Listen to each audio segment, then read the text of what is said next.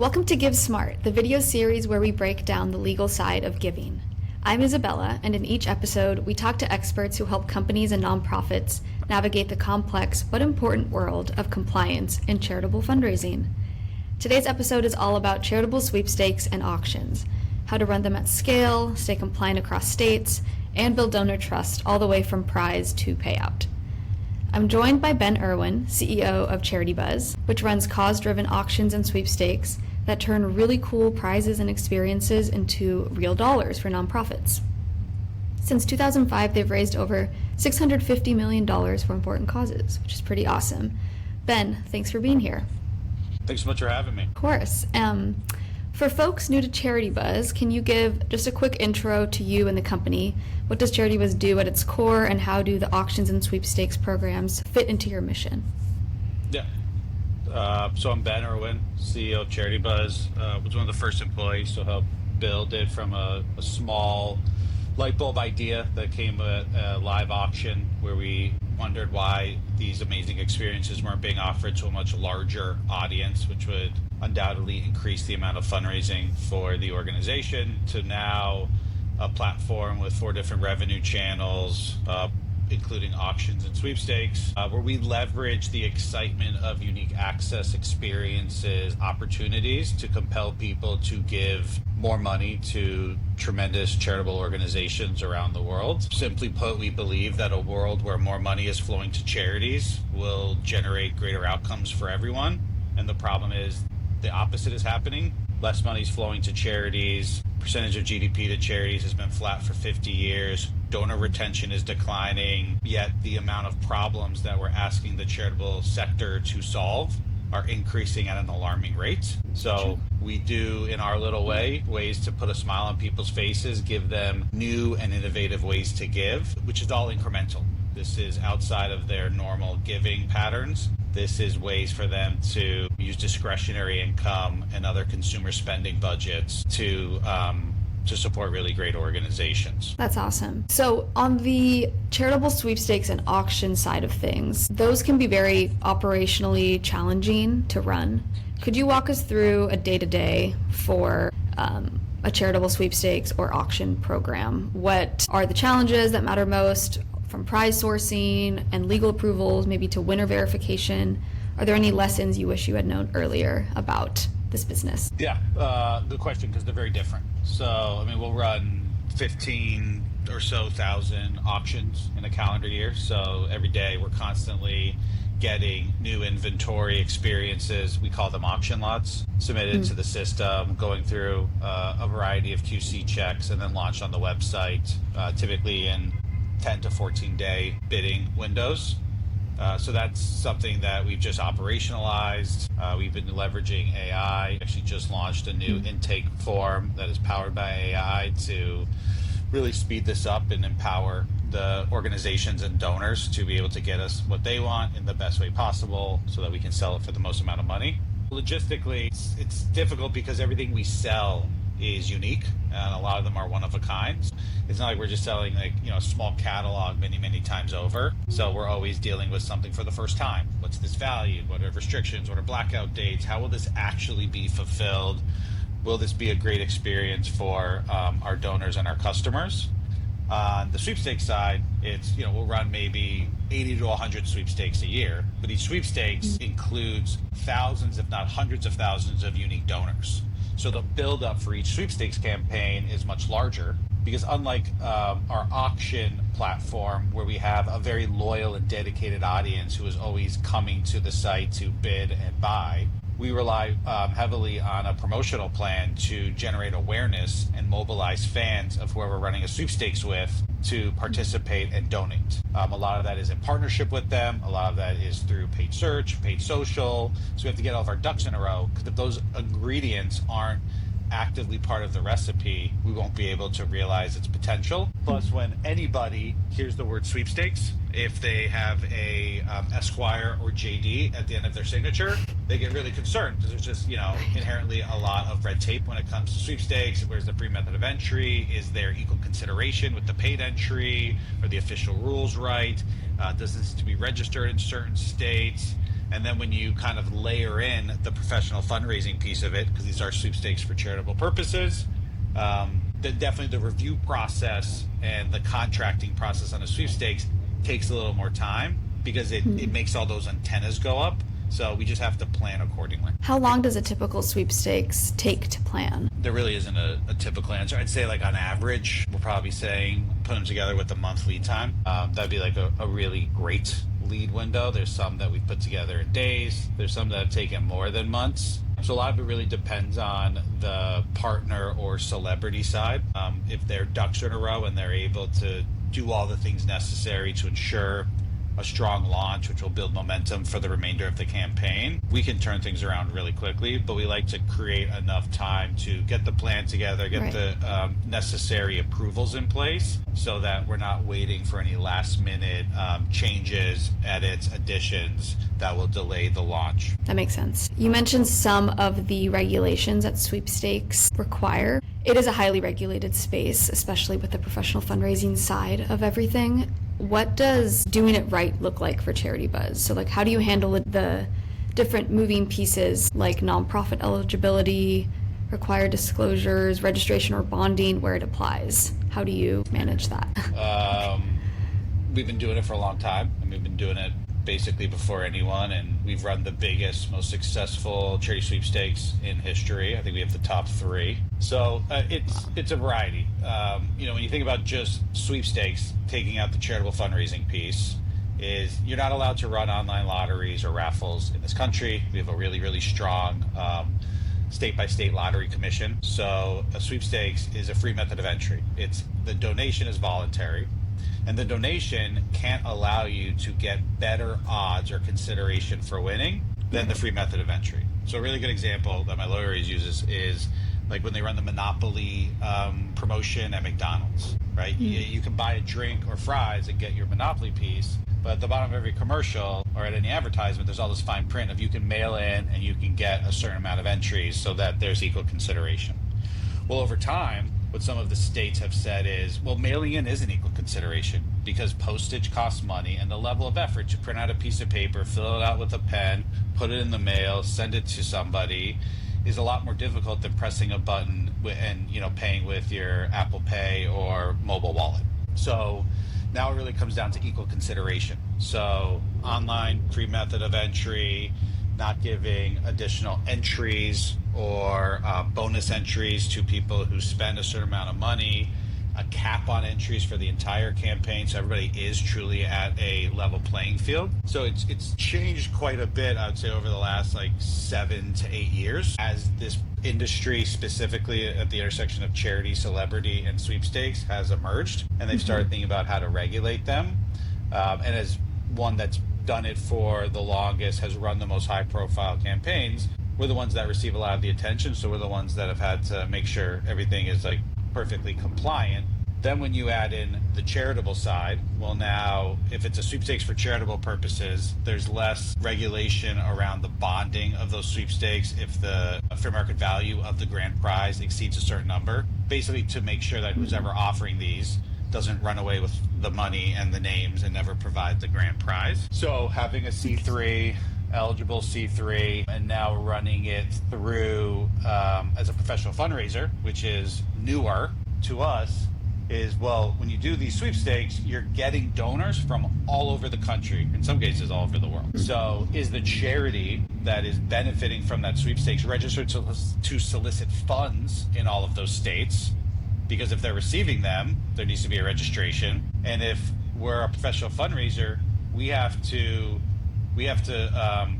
report on each of those activities in each of those states. So if the charity is not registered in those states and we provide our report of fundraising X, Y, and Z in Mississippi, well, then that creates a really big amount of risk and liability for our charity. So we decided early on that we were going to do it with an intermediary that's nationally registered, that has all their ducks in a row, that takes compliance really seriously. It makes the administrative part of it way easier for us, since it's one versus hundreds or thousands. But it's created a protective force field for all of our charity partners. It's you don't have to go spend $50,000, $75,000 and register, solicit in all these states. Like, we have the whole thing covered. Oh, and by the way, it's not going to cost you anything because we're going to pay for it. Oh, and by the way, now you're receiving the funds as a charity-to-charity grant from the intermediary DAF, and now there's no associated expenses with these fundraising dollars, so it looks better on your 990 as well. So it's been difficult. I think some of it is unnecessary, but at the end of the day, there are a lot of benefits to our partners, and we always try to make things easier for them. You mentioned the DAF really briefly, or just like that DAF structure. Can you talk a little bit more about what the flow of funds, or just like what the benefit is of this donor advised fund? Yeah, so there's lots of different state by state requirements on professional fundraising. And we are a professional fundraiser registered in all applicable states throughout the United States of America. But the biggest statute that matters is when we receive money, we have to have it in a wholly or partially owned bank account of a 501c3. So we think of it as an intermediary. So instead of us saying, let's take all the money in and give it out to all of these different charities we work with who may or may not be registered, who may or may not be unknowingly creating risk for themselves, let's have one home for it. Let's keep it there. And then when we're ready to distribute those funds to the end beneficiary, whoever we partnered with to create these campaigns, they can be the ones to distribute it. So it is really the only solution for us to be able to realistically and successfully adhere to all the different statutory requirements when it comes to professional fundraising, because we're essentially just doing it all on behalf of one organization, but we're using that organization as the vehicle to then distribute the funds to the thousands of other organizations we're technically raising money on behalf of. I can see how helpful it would be to just have one charity on record, as opposed to the hundreds, thousands probably that you've all worked with over the years. That seems very compelling too for your nonprofit partners, as you mentioned earlier, not needing to register in all the states, especially if you're a smaller nonprofit. That can be a really burdensome process. Trust is another key factor in charitable fundraising for donors, for Charitybuzz, for nonprofits that you support and work with. How do you design campaign pages and checkout experiences so donors understand the cause? So I'm kind of talking about disclosures here, outlining the odds for the sweepstakes, where the money actually goes. What signals have you found build confidence for donors who are meeting you for the first time? Yeah, so for us, we get a lot of credibility and legitimacy, from the amount of time we've been in business. So, whether it's checking our Instagram handle, Googling us, checking press hits, like the sheer fact that we've partnered with some of the biggest, most well-known charitable organizations in the world and run campaigns with the most bold-faced names that exist, like credibility kind of comes there. It's like, well, if they use them, they must be legit. I think it's just the amount of time we've been around. Like we do what we say and we say what we do, and there's never been any questions about that. And we disclose, right? We disclose most prominently who is the end beneficiary. Where is this money ultimately going to go? It's unrestricted, so it's not going to be any description programmatically of exactly where it's going. Unrestricted dollars are the most coveted fund for any charity. So we disclose that it's on our receipts, and we also disclose that the money is going to be going through an intermediary. And now that we're a professional fundraiser, I think it adds even a little bit more credibility, because that initially was the exclusive purpose of creating regulations around professional fundraising many, many, many moons ago, before the internet, was how can I trust when you say you're raising money on behalf of XYZ Foundation and you don't work at XYZ Foundation, that when I give you money, it's going to XYZ Foundation. That's why you bond in all the states. That's why you have to report. That's why you get a number, right? You're regulated. So I can trust that if you're a professional fundraiser, I shouldn't have any concern that the money's going where you said it is, because there's all of this recourse around it, versus somebody else who just says, yeah, I'm just working with a charity, give me $1,000. You never know whether or not that's going in the right place. So I think it's a combination of a lot of it that's allowed us to get to a point where we're very fortunate that people end up trusting us really, really quickly. Being online, not being able to meet people, shake people, look them in the eyes. And a lot of what we sell is inherently unrealistic. It's like you can't believe that there's the chance to go hang out with Paul McCartney, visit the Vatican, go to a papal mass, or be a walk-on in a major motion picture. Like those are inherently things that you can't believe are happening, but on Charitybuzz you do believe they're happening because that's what we do. Yeah, that is really cool. I was looking at the Paul McCartney one earlier this morning. I do think what you said about being a registered professional fundraiser, it's kind of like you have this stamp of approval from, this governmental body that regulates all of these kinds of activities, and I think having that stamp of approval can go a pretty long way with regards to trust. So yeah, I agree. Yeah.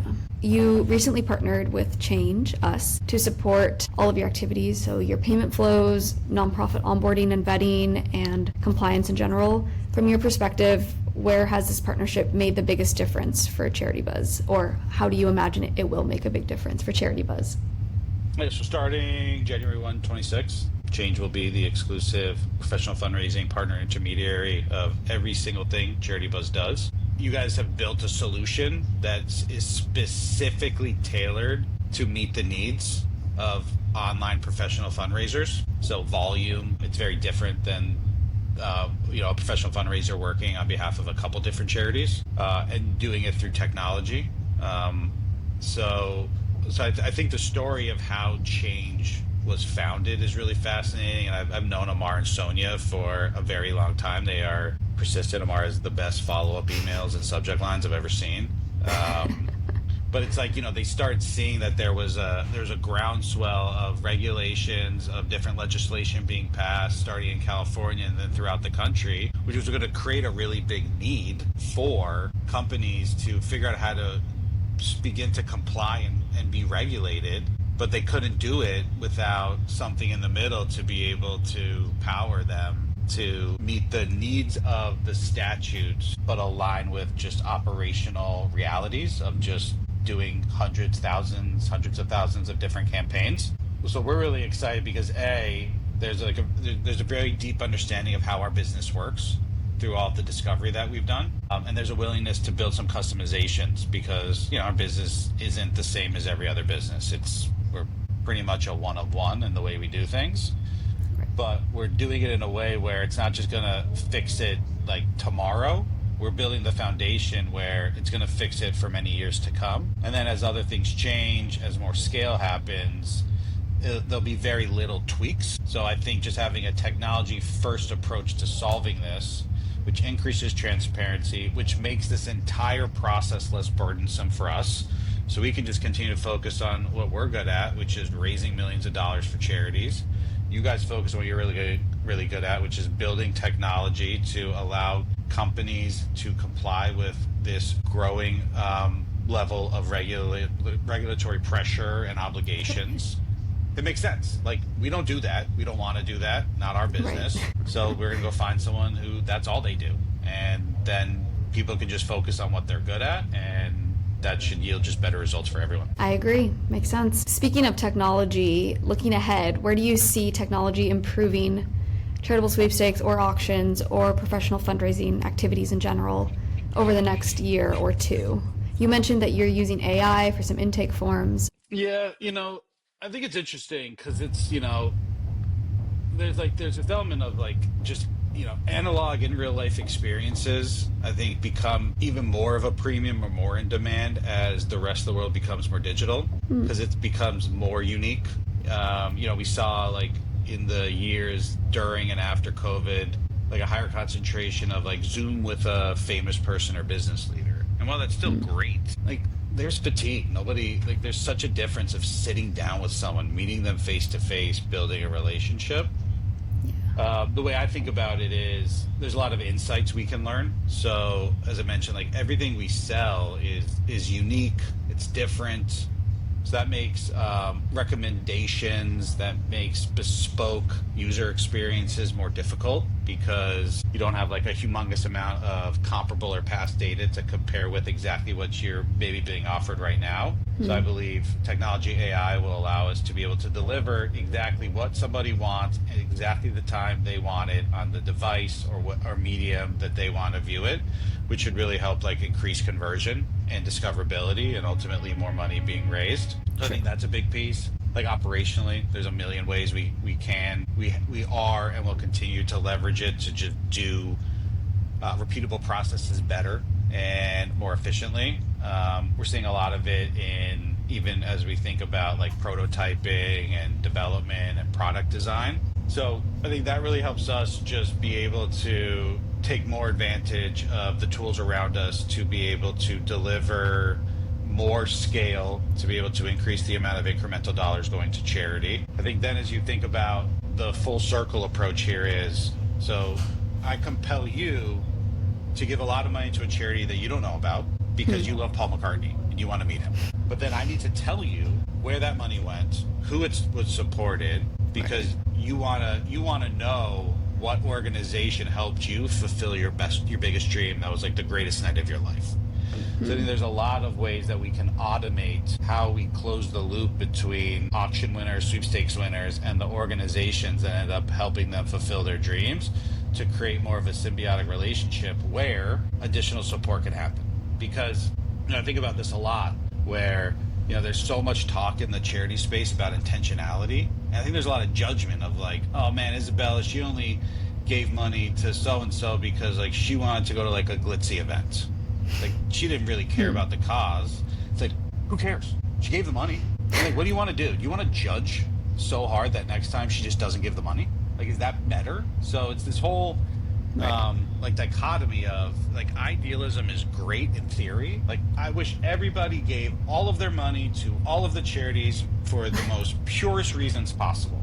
But that's not reality. So realism is, I don't care what your intentions are. I just care what the outcome is. And if we can be the vehicle that gets more money into the hands of more charitable organizations, they know what to do with it.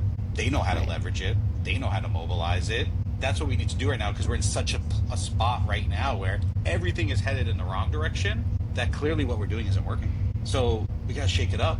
That's the only way to get it back in a positive direction and get these organizations the support they need to solve these problems that are super complex, but we all need help figuring out. For sure. I was going to ask you actually, it is a challenging moment for nonprofits in general. Like there's been a lot of government grants being cut and fundraising in general is very difficult. I'm not sure if you saw there was like a big GoFundMe debacle this past weekend where they created all these. Sure did. Yeah, I feel like that was all over my LinkedIn, but where they created all these fundraising pages without the nonprofit consent. They had the 16% tip like right on the form. Anyways, my question though is, what advice would you give these nonprofits that are looking for more funding? They're maybe considering doing some kind of sweepstakes, maybe with Charitybuzz. What advice do you have for them?